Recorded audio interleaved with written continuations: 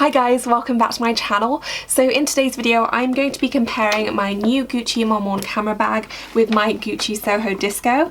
I'm also going to be doing a very quick comparison with my Gucci Marmont flat bag as well. I'm not going to be going into so much depth with this bag because I do have a whole nother video on this, so if you want to know more about my thoughts on this then I'll link that video down below, but I will talk about it briefly because I know some of you were deciding between this bag and this bag, so I'll be doing a kind of size comparison test between the two, but most of this video is going to be talking about these two bags. They are pretty similar, but as you can see there's a little bit of a size difference, and I'm going to be discussing why I decided to get this one, what I prefer and the different use cases and things like that. So I hope you guys enjoy this and I'm going to get started.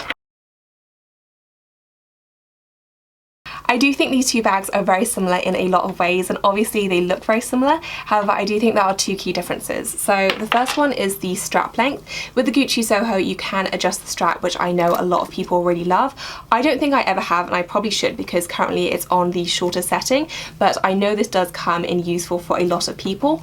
With the Gucci Marmont camera bag you don't have that option. So this is the smaller size, but it's actually called the mini, I believe. However, there are two other sizes and in my head they're just small, medium, large, but I believe it's called the mini, small, and I'm not even sure what the largest one is called, but this is technically called the mini size and it doesn't have an adjustable strap, so you don't really have any option there, whereas the size above it you do have the adjustable strap option. So that's definitely one to consider, especially if you are really petite. You might find this a little bit too long. The second key difference is the structure of the bag. So the Gucci Soho Disco is a very soft and malleable bag, and you can see without stuffing it has caved in a little bit on the back, and I've seen this with many other Gucci Sohos as well, so it doesn't seem particular to mine.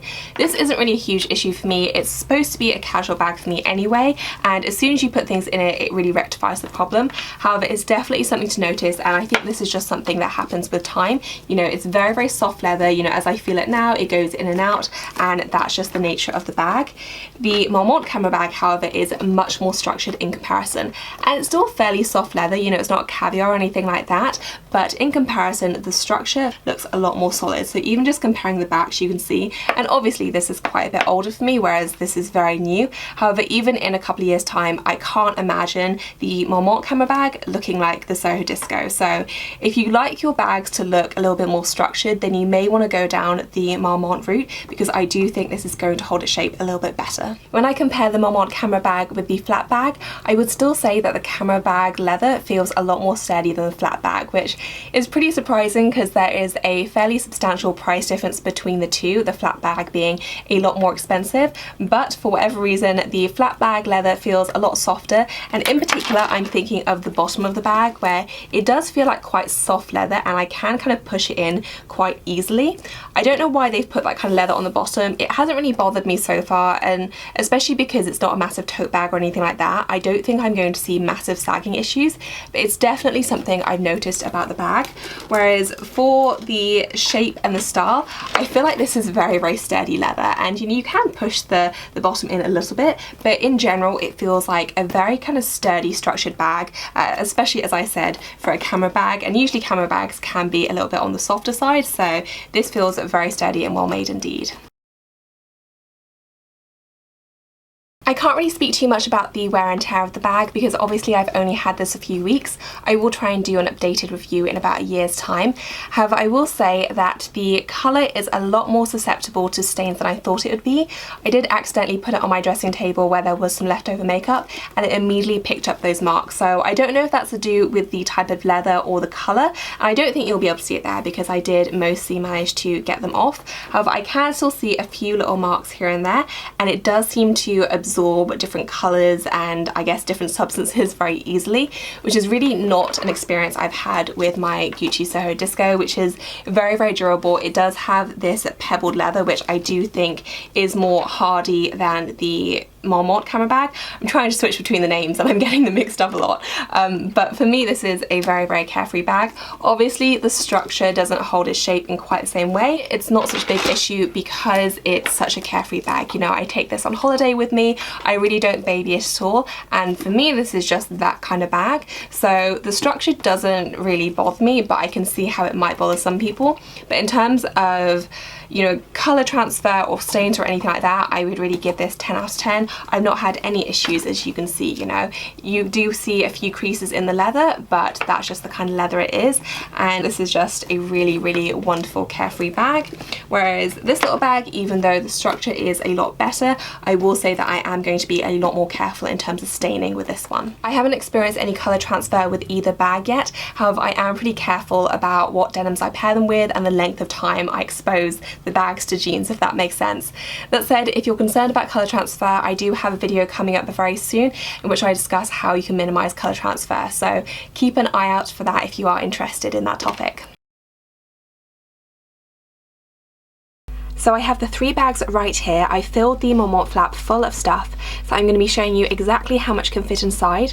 I'm then going to be transferring the contents into each subsequent bag, showing you what I have to leave out in order to get the bag closed. So starting off with the flap, I have filled it pretty full of stuff. So I have a pair of sunglasses, a card holder, a zippy coin purse, a passport holder, some hand cream, some perfume, a lipstick,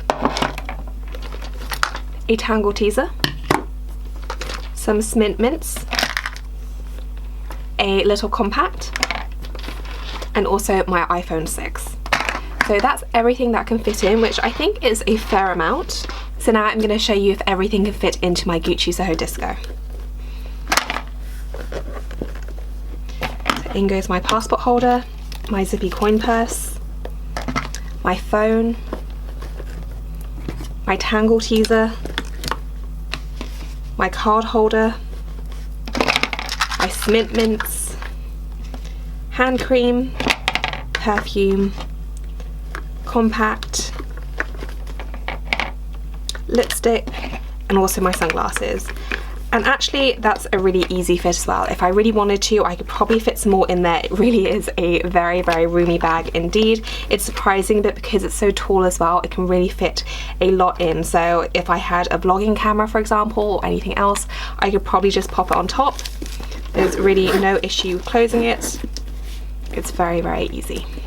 So now on to the last bag, which is the Marmont camera bag, and I'm pretty confident that not all of that is going to fit, but I'm going to see how we get on. So I'm popping in the passport holder first, and it is quite a big passport holder, but it does just about fit. Have my zippy coin purse. I'm not going to be able to fit that in. I think that's going to be way too big, so I'm going to leave that out.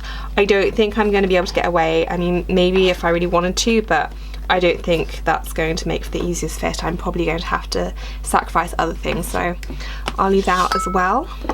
Some perfume,